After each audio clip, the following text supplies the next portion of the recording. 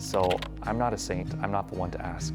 But if I have to answer that, it's about relationship with God. And if we're not praying, then how can we imitate the one whom we're called to follow after?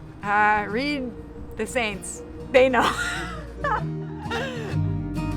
The little way, and just finding little ways to serve the Lord in whatever vocation you have. In the humble way is probably the best way to be a saint.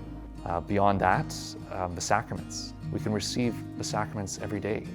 With the Mass, we can go to confession on a regular basis. The Eucharist regularly, confession regularly, weekly if you can. That's what my spiritual director tells me, so that's what I'll tell you.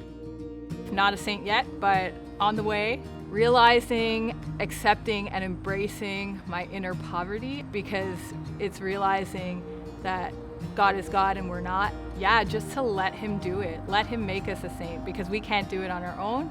And then finally, community. The Lord, He didn't just call individuals to be individuals, He called individuals to be part of something greater. And that community really fostered others to stay on track, to run the race so as to win, that they didn't have to do this alone. It's simple, but it's hard, is pray every day. My wife, Kathleen, is just like way holier than me. And she'll say that I'm way holier than her, but she's very misled. Find someone that will challenge you, because then you can try and keep up. And so I'm trying to get her to heaven, but I think she'll be the one to get me to heaven, And so that's definitely a big tip. Find a good spouse. I'm very stubborn, but I have a desire to be a saint.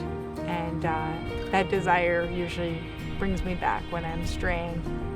We don't go into vocation not to be alone. We should learn to be alone with Christ so that we can bring Him into whatever we're called to. Because in marriage and in religious life, it doesn't matter if there's a room full of people, we have this solitude with Christ, and to learn to be there with Him and to find life in Him.